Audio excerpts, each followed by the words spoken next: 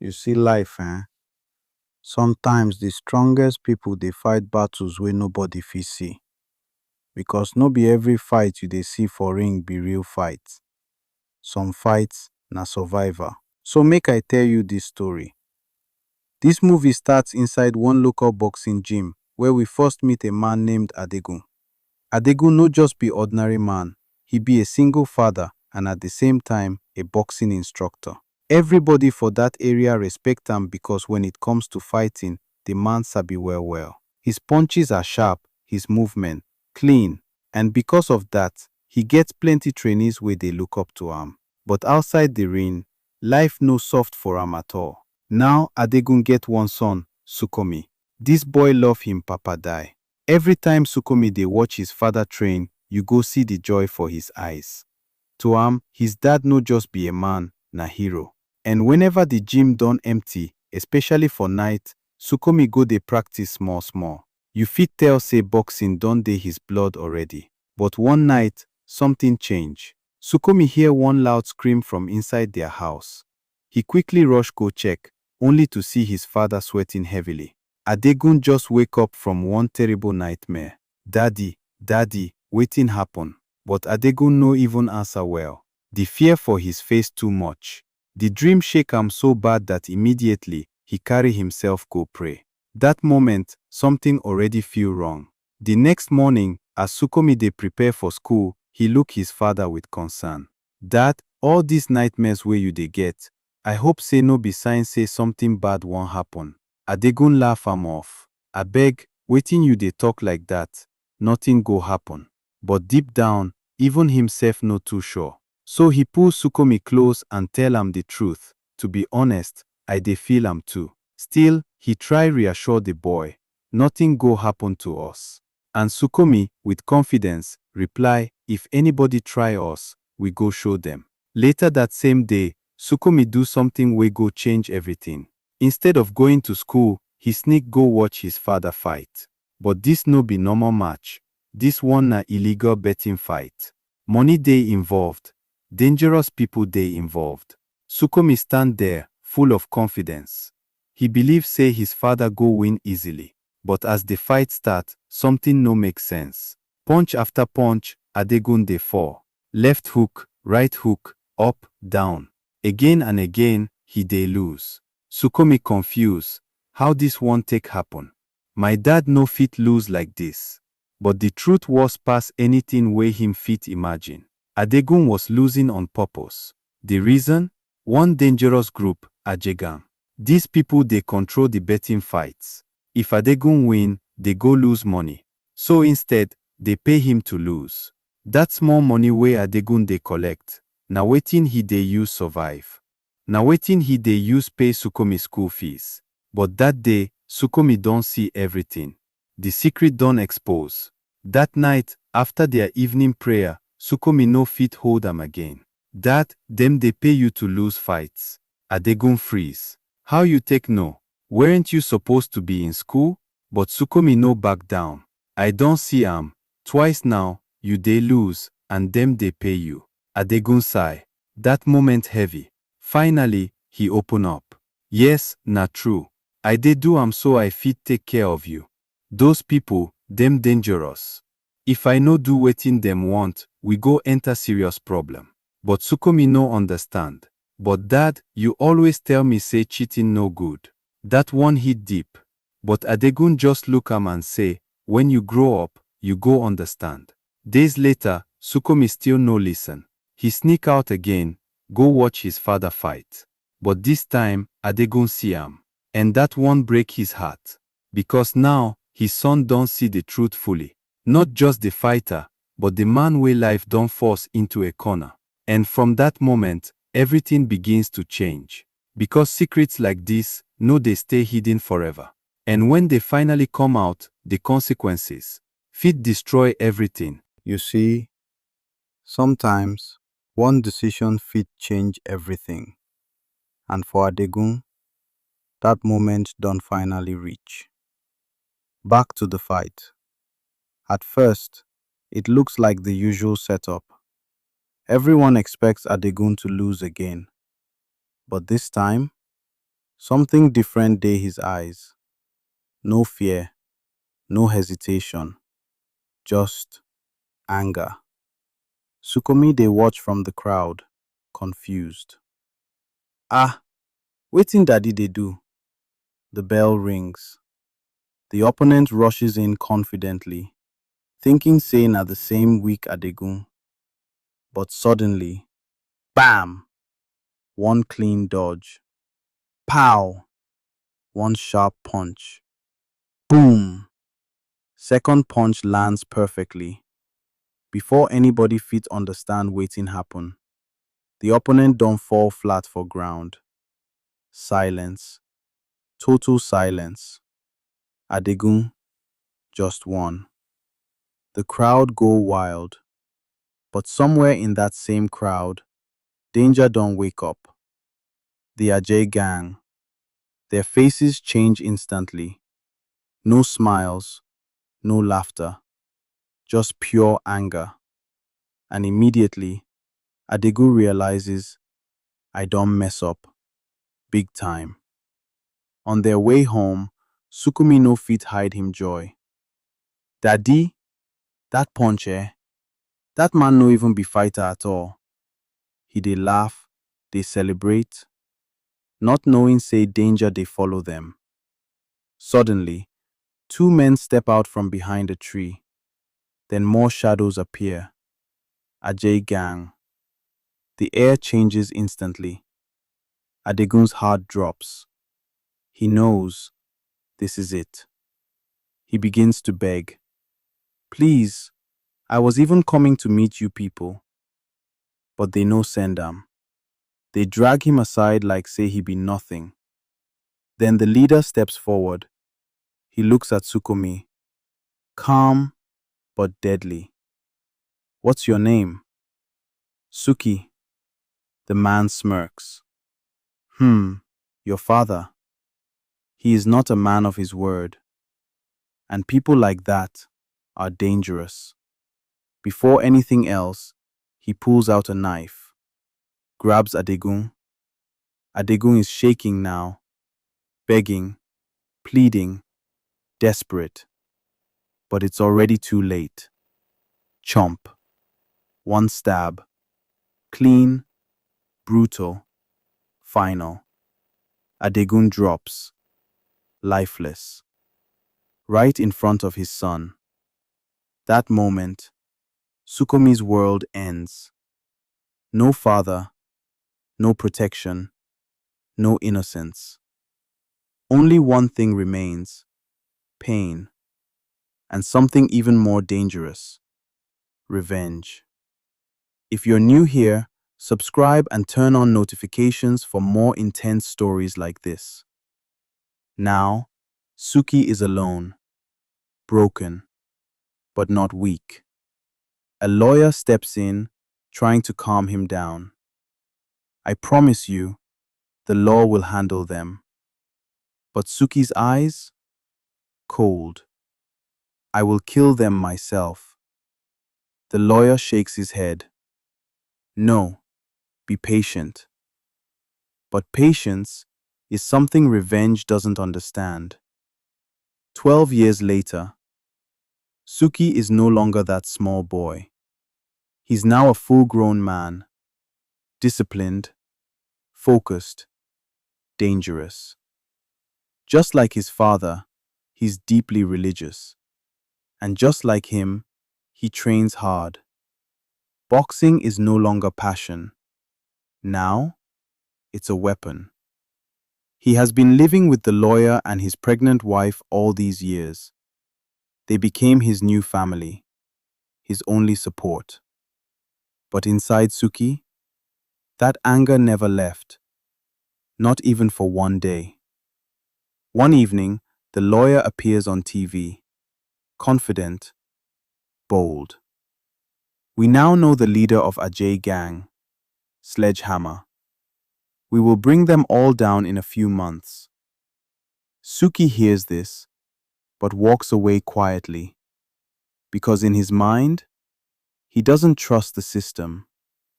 He wants blood. That night, The past returns. Suki has a nightmare. The same night, the same scream, the same death.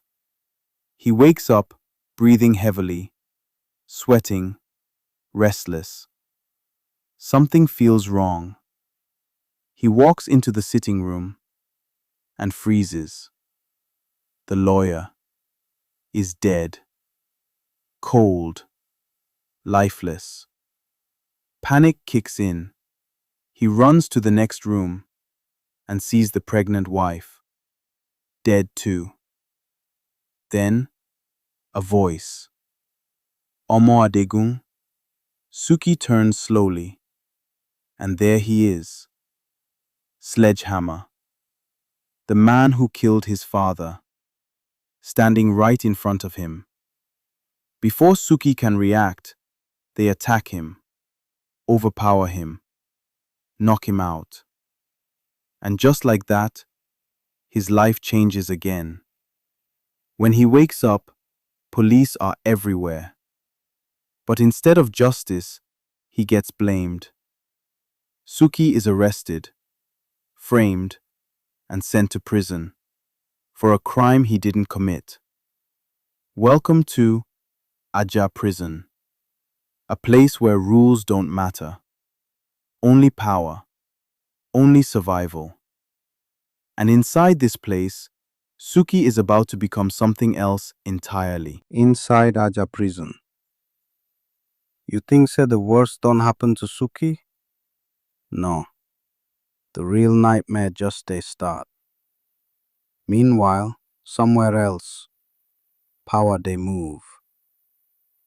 The senator looks at Marshall with cold eyes. Have you heard of the Ajay gang? Marshall stiffens. Yes, sir. We hear about them for news. Stop shouting. Sorry, sir. Then the senator drops the real bomb. Their leader is the one behind that lawyer and his pregnant wife. Marshall's face changes because now everything connects. There was a boy there that night, the senator continues. He saw everything. He's in your prison. Marshall already knows where this is going. Say no more, sir. It will be done. What's his name? Sukomi. That night, Suki stands quietly by his cell window, lost in thought, still haunted, still burning. Then suddenly, 2 guards appear. Come with us. Ijaya watches from a distance, but says nothing, because in this place, everyone is on their own. They drag Suki outside, into the open field. No witnesses, no mercy. But they're not in a hurry to kill him. First, they want to enjoy it. Punch, kick, blow after blow.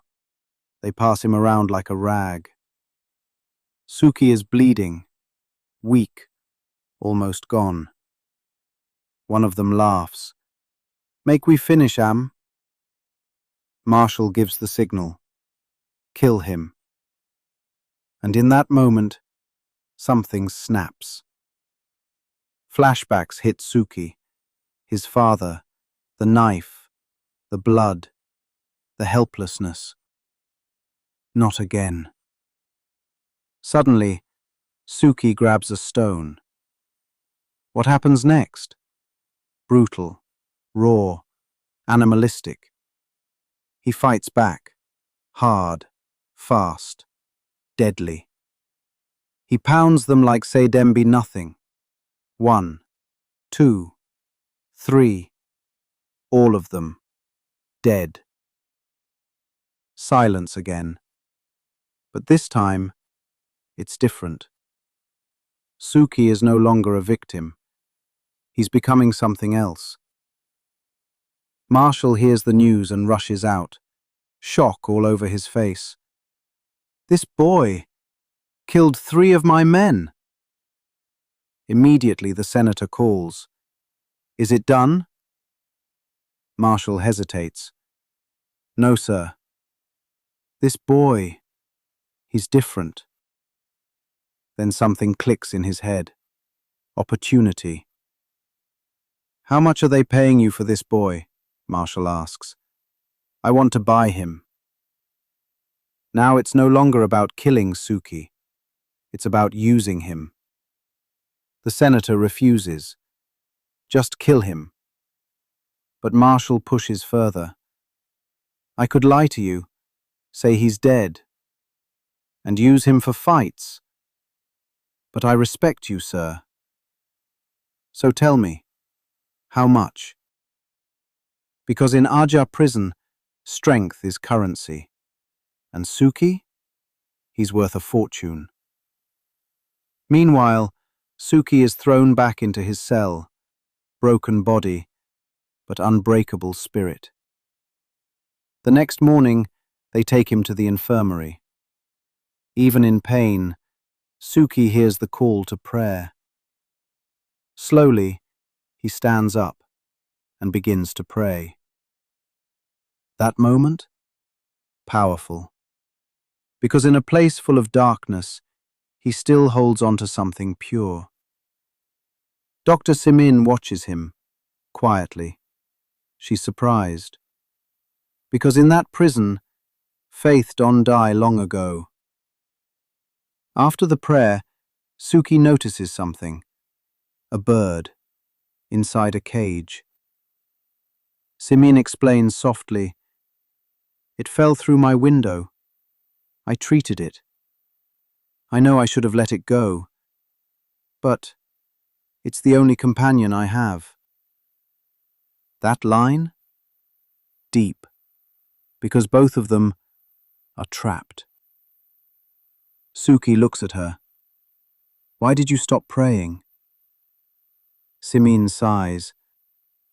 God didn't answer me. So what's the point? Suki stays quiet for a moment, then says, Just pray you never have a reason to stop. That line hits hard, because Suki, he has every reason to give up, but he didn't. Suddenly, the door bursts open. Babanla enters with guards. Tension fills the room instantly. Suki reacts fast, grabs a weapon, ready to fight. Because now, he understands one thing clearly. In this place, you don't wait to be attacked. You become the attack. At this point, Suki is no longer thinking straight. He's becoming something dangerous. In the infirmary, tension explodes. Stab me now! Do it! Suki shouts, completely losing control. Dr. Simin rushes in, panicking. Suki, please stop. But it's already too late. The man sent to bring him is dead. Silence fills the room. Heavy, uncomfortable, final. This was no longer self-defense. This was transformation. Not long after, Suki is taken to see Marshall. Marshall looks at him with a mix of shock and interest. You should have been dead by now. Pause. I paid for your life. That line? Chilling. That means I own you. Whatever I say, you do. If I say run, you run. If I say fight, you fight. And if I say die, you die. But Suki? He just stands there. No fear, no response. Marshall smiles slightly, because now he has found his weapon. He introduces Suki to his elite prison fighters, gives him a better cell, mattress, TV, better food. Not kindness, investment. Because inside Ijaya prison, fighting is business. And the biggest name there? Igimu, the undefeated champion, the king of the prison ring. Strong, feared, untouchable. But Suki? He doesn't care. Even when other prisoners mock him, he ignores them. Because deep down, he knows one clean hit is enough. Then one day, in the cafeteria, it happens. Suki collects his food quietly, but Igimu walks up to him, smirking. They gave you fish head? He snatches it. The head belongs to the head. And just like that, he eats Suki's food. Everyone watches, waiting for Suki to react. But Suki? He stays calm, silent. That moment says everything. Meanwhile, Igimu's boys are hyping him up. After this tournament, you go free. You're the strongest here. Because there's one rule. Whoever wins the Dambe tournament gets freedom. Now that changes everything. Igimu laughs. All of you will die here. But that statement triggers something in Suki. He steps forward, calm, focused. You mean whoever wins goes free? The whole place goes quiet. Igimu looks at him carefully. Be careful. You don't dig your own grave. But it's already too late. Hope has entered Suki's heart. And hope, in a place like this, is dangerous. Immediately, Suki goes to meet Ijaya. I need you to train me. Ijaya laughs. Do I look like a coach? But Suki insists. I heard you analyzing fights. You know this thing. Ijaya gets irritated. Get out. But Suki doesn't stop, because now he has a goal. Win, escape, revenge. Now here's the problem. This isn't normal boxing.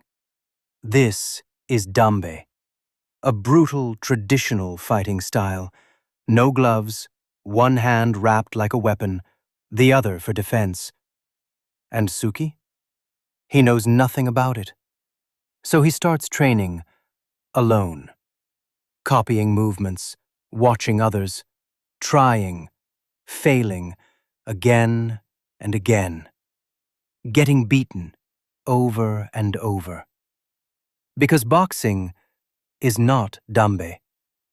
Even Dr. Simin notices. She confronts him. You, a man of faith, you're becoming something else.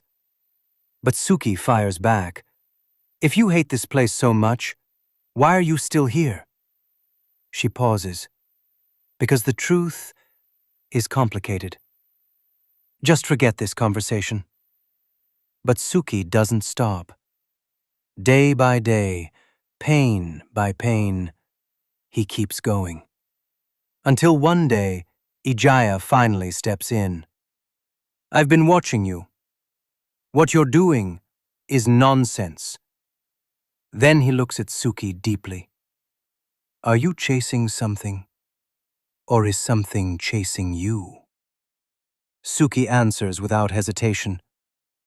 Vengeance. For who? My father. Silence. Then Ijaya nods slowly. All right. I will train you. But don't ask me questions. Just like that, everything changes. Training begins. Hard, brutal, relentless. They head to the prison gym, but the guards stop Ijaya. Only him goes in. Suki turns, realizing something is off. Because in Aja prison, nothing comes easy, and every opportunity comes with a price. Suki stood there for a moment, still watching the corridor where Dr. Simin had been dragged away by the guards on Masha's order. The echo of the slap still seemed to hang in the air longer than it should have. He didn't speak immediately. Ijaya noticed it. "You're thinking too much again," Ijaya muttered, leaning on his crutch. "Thinking won't fix anything in this place. It only makes you slow." Suki finally replied, voice low. "He hit her. Just like that." Ijaya gave a dry laugh. "And you're surprised? This is prison politics. Power decides who bleeds and who orders the bleeding." Suki's fists tightened. "Then I'll change that."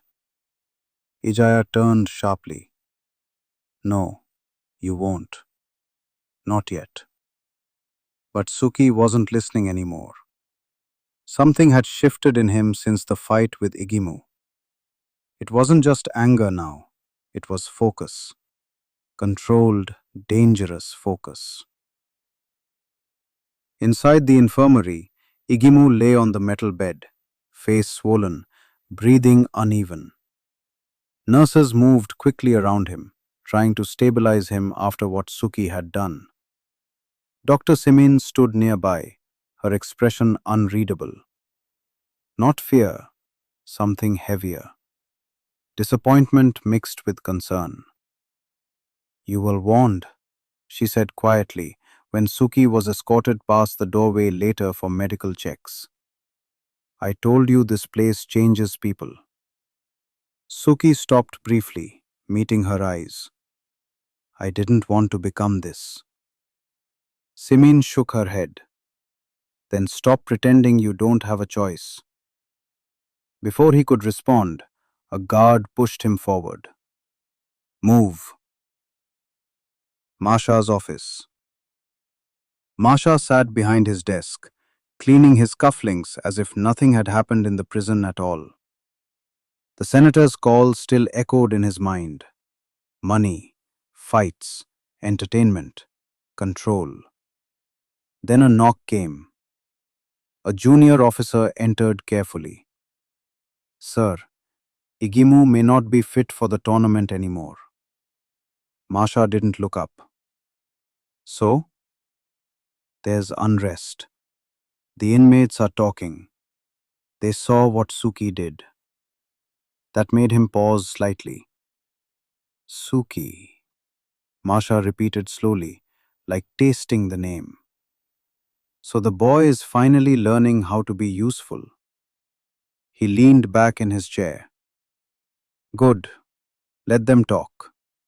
Fear is better than order. Order is expensive." The officer hesitated. "And Dr. Simin, sir? The staff are—" Masha's eyes sharpened. "She is not a problem. She is emotional. Emotional people are predictable." A slow smile formed on his face. "Besides, she won't leave. People always think they can leave here until they realize they already belong." Prison yard, night training. That night, Ijaya finally brought Suki to the abandoned corner of the yard. "No spectators," Ijaya said. "No pride, no rage, just technique." Suki wiped sweat from his forehead. "Igimu fights with anger. That's what made him strong." Ijaya shook his head. "That's what made him easy to break." He stepped forward, suddenly faster than expected despite his leg. Again. Suki threw a punch. Ijaya didn't block it. He let it pass, then tapped Suki's ribs with his stick. Suki flinched. "You see?" Ijaya said. "You're still chasing pain. Pain is not strategy." Suki clenched his jaw. "Then what is?" Ijaya pointed at him. Control. If you enter that ring again like you did before, you will not win the fight. You will lose yourself completely. A long silence followed. Then distant shouting echoed across the prison walls. A guard was running. Emergency at the infirmary. Both of them turned. Ijaya narrowed his eyes. Something's happened. Suki already knew before anyone said it. He started running. Infirmary chaos. When Suki arrived, the infirmary was in chaos. Igimu's bed was empty, blood on the floor, a broken IV stand. Dr. Simin was being restrained by two guards as she struggled, shouting something no one seemed to want to listen to. He didn't just collapse. He was taken out of here, she shouted. This is not treatment protocol. Suki froze. Taken, not transferred. Taken. Ijaya arrived behind him, breathing heavily. This is Masha's doing. Suki turned slowly. Why would he move Igimu? Ijaya's expression darkened. Because dead fighters don't fight in tournaments. Suki's eyes widened slightly. You mean... Exactly, Ijaya said. They're preparing something bigger. And Igimu is either bait or gone. Masha's plan unfolds. Elsewhere, in a secured underground section of the prison, Igimu lay strapped to a chair, unconscious. Masha stood beside him, speaking calmly to one of his men. We don't need him at full strength, Masha said. We just need the crowd to believe he is. The man nodded. And Suki? Masha smiled faintly. Suki will come willingly. He always runs toward what hurts him. He looked down at Igimu. But if he wins, we control him completely. A pause. And if he loses? Masha adjusted his sleeve. Then we find another Suki. Back in the yard, Suki stood under the dim prison lights, fists trembling. Not from fear, but from restraint. Ijaya watched him carefully. You see now, Ijaya said. This is not a tournament. It's a trap. Suki didn't respond immediately. Then he spoke, voice calm but heavy. I'm still going to fight. Ijaya frowned. Even knowing that? Suki nodded once. Yes. A long silence followed. Ijaya sighed. Then listen carefully. If you step into that ring, you don't fight for vengeance anymore. Suki looked at him. You fight to survive. Suki's situation grows darker as Masha tightens control over Dr. Simin, turning her into a trapped prisoner and threatening her life if she tries to escape.